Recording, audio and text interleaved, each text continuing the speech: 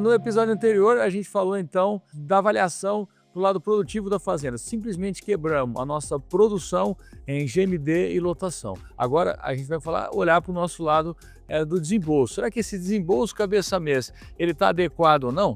Mas para isso eu preciso de informação, preciso de dados que me passem essa informação de onde eu gastei esse dinheiro. A primeira informação dessa é aquela que possa separar os dados financeiros entre custeio e investimento, como eu disse lá atrás. Então eu quero saber quanto foi o meu custeio por arroba produzido e qual foi o meu desembolso por arroba produzido. Essa relação entre custeio e investimento, o que a gente acha que uma fazenda aí que está rodando já com uma boa capacidade de produção e está realmente se mantendo produtivamente saudável, essa relação de investimento sobre o desembolso vai ser na casa de 15% a 20%. Se isso estiver muito alto, se for 50%, realmente a gente precisa analisar, entender, trazer a nossa avaliação para a realidade e olhar um pouco mais para o custeio, porque o custeio tem muito mais a ver com a operação. Então eu gosto muito de olhar o custeio primeiro, quanto custou, qual é o meu custeio na arroba produzida e depois eu olho o desembolso, justamente para fazer essa análise. Bom, mas como eu disse, para que eu entenda isso, eu preciso separar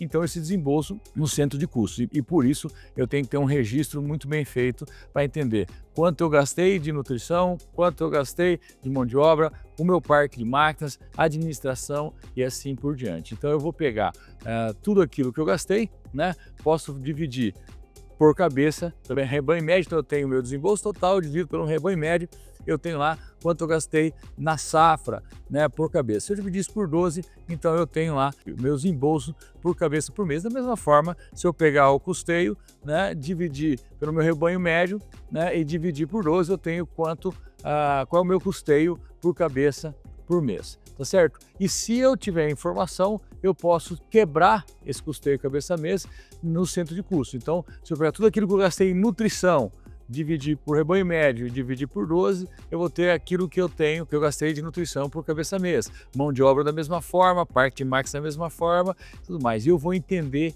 o equilíbrio disso. Primeiro, percentualmente como isso está disposto. Normalmente a gente vê fazendas com mão de obra mais os insumos de rebanho compondo ali 50%, um pouco mais. Antes era 50%, hoje um pouco mais, mas fica nessa ordem de 50% do nosso desembolso. E, naturalmente, os outros elementos comporiam os outros 50%.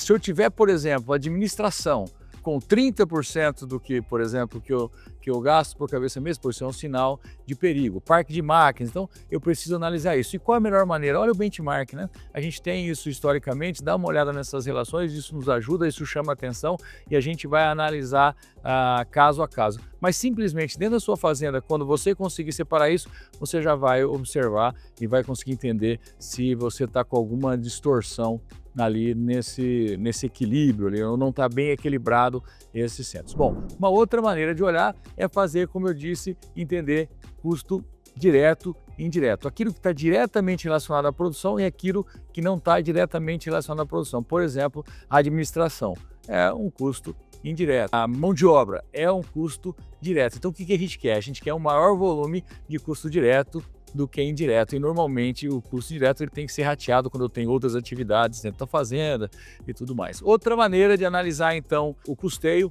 é olhar fixo e variável, né? O que é o custo fixo?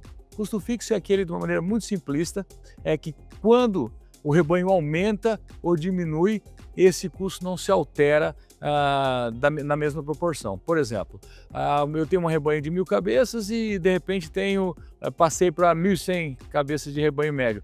Não é por isso que eu vou ter um funcionário a mais dentro da minha fazenda. Então, mão de obra é um custo fixo, né? Ele não vai se alterar com pequenas alterações de rebanho. Por outro lado, se eu tenho 1.000 cabeças e passo a ter 1.100, eu vou ter que estar comprando mais insumo de rebanho. Então, vacina, nutrição, né, sal mineral, proteico, energético, quer dizer, estão diretamente ligado ao aumento ou diminuição de rebanho. É isso, custo fixo, ele não tem essa alteração de acordo com pequenas alterações no rebanho, e o custo variável, ele varia com aumento ou diminuição no rebanho. O que a gente quer?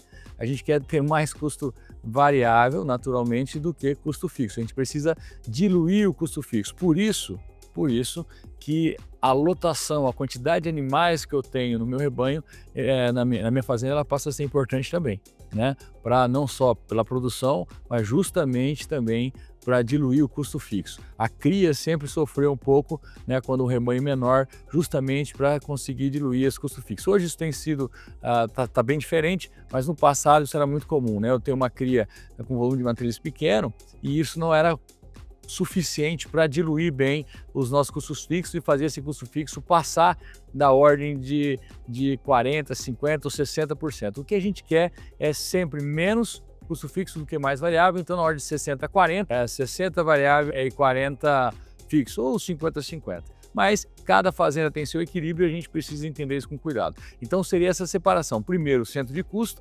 depois entender direto e indireto e depois entender fixo e variável. Não tem investimento fixo ou variável, então é só o custeio fixo e variável. Da mesma forma que quando eu estou avaliando custo direto e indireto, estou falando em custeio direto e indireto. Quando a gente está olhando, né, os indicadores produtivos financeiros, natural que a gente precisa de referência, né, o que é bom, o que é ruim. A gente brinca com referência e por que ela é importante? Justamente para entender onde a gente está posicionado e se isso é um sinal que eu tenho que melhorar minha performance ou não. Né? É brincadeira, morreu de quê? Morreu de quê? Se for um camarada que morreu de infarto aos 45 anos, um camarada que fazia exercício todos os dias, se alimentava muito bem, provavelmente eu vou ficar com medo, porque, puxa vida, o cara faz mais exercício que eu, se alimenta melhor que eu, tem a mesma idade que eu e teve isso e morreu de infarto. Então, o que eu tenho que fazer para mudar isso? Agora, né? E o contrário é verdadeiro. Então, a gente sempre quer saber o porquê das coisas e qual a referência a gente tem justamente para nos posicionar. E dentro da nossa pecuária é a mesma coisa. E o benchmarking é uma ferramenta importantíssima para isso. Nos últimos anos aí a gente avaliou muito mais de 1.000 fazendas, então tem essa referência. O ano passado passou de 800 fazendas junto às outras empresas do Instituto Integra, os outros técnicos, né? Então todo ano a gente compartilha os dados dos nossos clientes com a autorização deles para que a gente possa fazer essa comparação e é super legal olhar a referência. Então o que a gente espera? Aqui na Recria Engorda a gente tem uma margem sobre a venda que supere um pouco mais dos 40%. Né, e que a gente tenha um volume de produção de arrobas que supere, que rompa a barreira das 20 arrobas por hectare. Por quê? Porque isso vai ser o suficiente para pagar o ágio e, naturalmente, para ter um resultado da operação que rentabilize bem os nossos ativos. Quando eu venho para cria, né, eu estou buscando ali uma margem que vai ficar em torno dos seus 35%, justamente porque eu não tenho essa pressão do ágio e eu estou ali brigando realmente para romper a barreira das 10, 12 arrobas por hectare, o que é possível, né, com um sistema de cria que seja focado efetivamente no seu maior indicador de produção, que é arrobas produzidas por hectare. Bom, então esses são os indicadores, mas tem alguns outros indicadores bioeconômicos aí que são fundamentais para nós. Por exemplo, que indicam se eu estou tendo eficiência direta na minha performance em relação àquilo que eu gasto. Quanto eu tenho de desembolso para cada 100 gramas de ganho que eu produzo. Então, é quanto eu gastei em relação a cada 100 gramas que eu tive de GMD. Na cria, né, a gente está ali por volta dos seus R$15 e isso também acontece na Recria Engorda. Então o que a gente quer ali é gastar por volta de R$15 a R$16 para cada 100 gramas de ganho que eu tenho. E se eu for olhar para a nutrição especificamente, na cria eu estou ali por volta de R$3 para cada 100 gramas e na Recria Engorda isso chega a mais ou menos R$7, R$8. Bom, cada fazenda vai ter o seu comportamento. Importante dizer que o melhor benchmark é você mesmo, né? Anteriormente é comparar você com você mesmo, mas essas referências são importantes. Isso você encontra com os técnicos da Terra Desenvolvimento e com outros técnicos ali que fazem parte e usam a metodologia da Integra também de avaliação, que participam desse benchmark que é liberado para vocês todos os anos.